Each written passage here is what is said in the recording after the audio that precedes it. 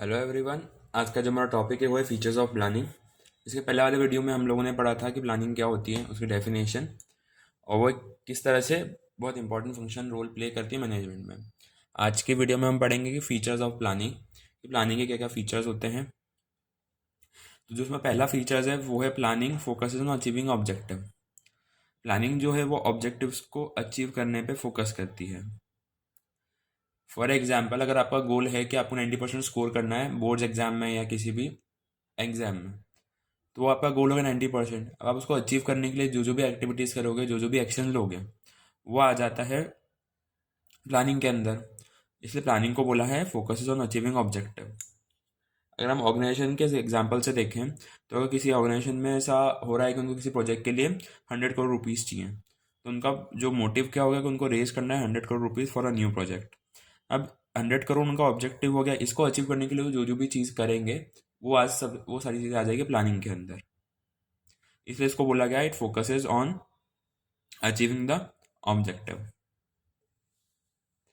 Second है planning as a primary function of management. ये एक प्राइमरी फंक्शन है। प्राइमरी फंक्शन इसलिए बोला है कि फर्स्ट एंड फॉरमोस्ट रिक्वायरमेंट होती है इसकी। आप ऑर्गेनाइजेशन में जो जितनी भी फंक्शंस होते हैं, for example organising, staffing, directing and controlling, आप ये चीज़ कर ही नहीं पाओगे जब तक आप प्लानिंग नहीं करते हो किसी भी चीज़ की। आपका जो गोल अचीव करने के लिए आपको सबसे पहले प्लानिंग ही करनी पड़ेगी। प्लानिंग करोगे जब भी उस चीज़ को ऑर्गेनाइज करोगे, फिर उसके लिए कितने लोग चाहिएंगे, फिर स्टाफिंग करोगे, देन डायरेक्टिंग एंड कंट्रोलिंग। तो इसलिए इसको प्राइमरी फंक्शन कहा जाता है।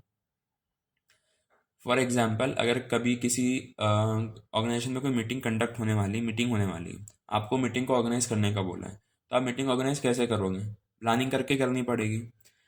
जैसे कि उसमें वो मीटिंग कहाँ रखनी है वो डिसाइड हो गया, फिर कितने लोग आने वाले हैं, वहाँ पे क्या क्या चीज़ रिक्वायर्ड होगी, प्रोजेक्टर, लैपटॉप, कितनी सीट्स रहेगी, पेपर पेन कितने चाहिएंगे, वो सारी चीज़ें।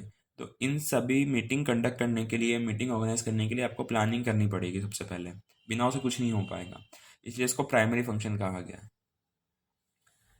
थर्ड है प्लानिंग इज परवेसिव। परवेसिव मतलब होता है प्लानिंग, मतलब परवेसिव मतलब होता है कि एट एवरी लेवल।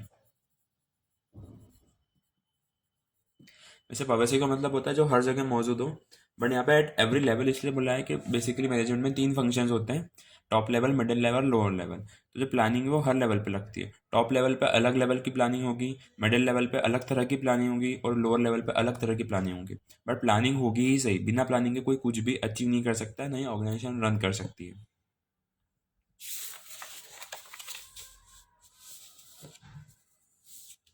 यहाँ पे एग्जाम्पल दे के रखा है स्कूल का। सपोज स्कूल में कोई एग्ज़ाम होने वाली है, ठीक है। तो जो प्रिंसिपल्स हैं वो अलग लेवल की प्लानिंग करेंगे, जो टीचर्स हैं वो अलग लेवल की प्लानिंग करेंगे, जो स्टूडेंट्स हैं वो अलग लेवल की प्लानिंग करेंगे। कौन से स्टूडेंट्स किस रोल नंबर को कहाँ कहाँ बिठाना है, किस वे में बिठाना है, एग्जाम पेपर पैटर्न कैसा होगा, टीचर ये प्लान करेगा कि उनको एग्जाम में क्या क्या देना है, क्वेश्चंस क्या क्या पढ़ाना है, उनका सिलेबस क्या क्या है, और स्टूडेंट्स ये तैयारी करेंगे पढ़ के जाना है या पढ़ के नहीं जाना है। तो बेसिकली ये होता है प्लानिंग, इस चीज़ को परवेसिव कहा जाता है, जो हर लेवल पे है। यानी स्कूल में प्रिंसिपल और ओनर से लेके टीचर्स, मिडिल लेवल, यानी स्टूडेंट्स तक को प्लानिंग करनी पड़ती है हर चीज़ की। तो हर लेवल पे हो रहा है। Same goes with organisation. Pervasive मतलब होता है जो हर लेवल पे मौजूद हो, यानी हर डिपार्टमेंट में होगा। टॉप लेवल ये डिसाइड करेंगे कौन सी पॉलिसीज बननी चाहिए, कैसी पॉलिसीज बननी चाहिए, उसकी प्लानिंग होगी। बड़े लेवल पे जो असेट्स परचेस करनी रहती है उन लोगों को, उसकी प्लानिंग करेंगे, है ना। फिर डिपार्टमेंट से डिपार्टमेंट अलग अलग लेवल पर प्रोडक्शन मैनेजर अपनी प्लानिंग करेगा, फाइनेंस मैनेजर अपनी प्लानिंग करेगा। वो उनके लीडर्स को बोलेंगे, लीडर्स अपने अकॉर्डिंग प्लानिंग करेंगे कि उनको उनके लेबर्स एम्प्लॉय से कैसे काम करवाना है। तो इसलिए प्लानिंग को बोला गया है कि वो हर लेवल पे प्रेजेंट रहती है, इट इज परवेसिव।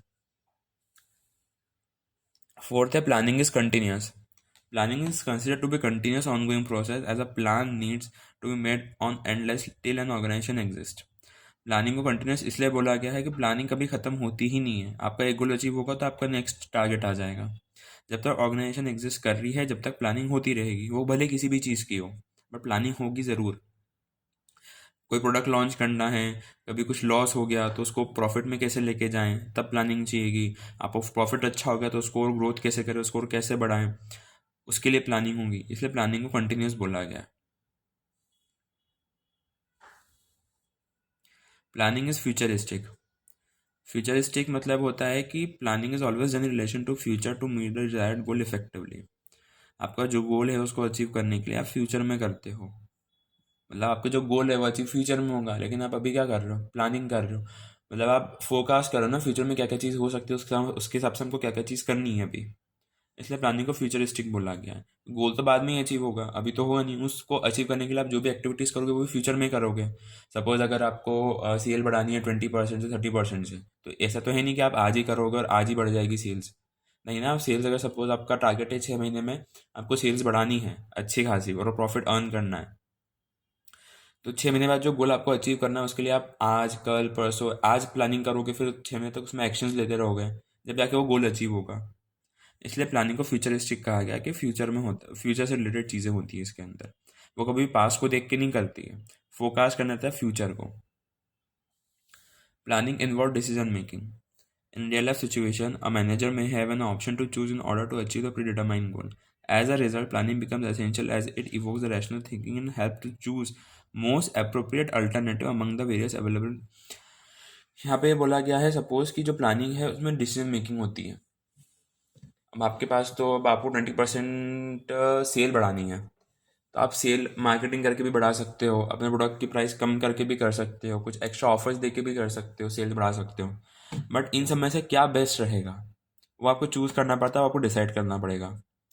इसलिए प्लानिंग को डिसीजन मेकिंग भी बोला जाता है कि प्लानिंग इन्वॉल्व डिसीजन मेकिंग। और इसीलिए बोला जाता है कि कोई भी गोल अचीव करने के लिए आपके पास बहुत सारे ऑल्टरनेटिव मेथड रहते हैं। उन ऑल्टरनेटिव मेथड में से कौन सा बेस्ट रहेगा वही मैनेजर सिलेक्ट करता है according to their situation, their target. इसलिए planning involve decision making. Planning is a mental exercise.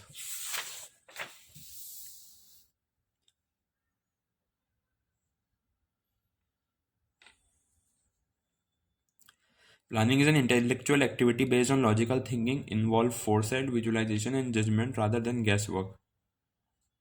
Planning mental exercise इसलिए है क्योंकि उसमें आपको फोरसाइट करना पड़ता है, यानी आपको लॉजिकल सोचना पड़ेगा, आगे क्या होने वाला है उसके बारे में डिसाइड करना पड़ेगा, आपको विजुलाइज करना पड़ेगा, जजमेंट बनाने पड़ेंगे कि हाँ ये चीज़ करेंगे तो इससे ऐसे रिजल्ट आ सकते हैं।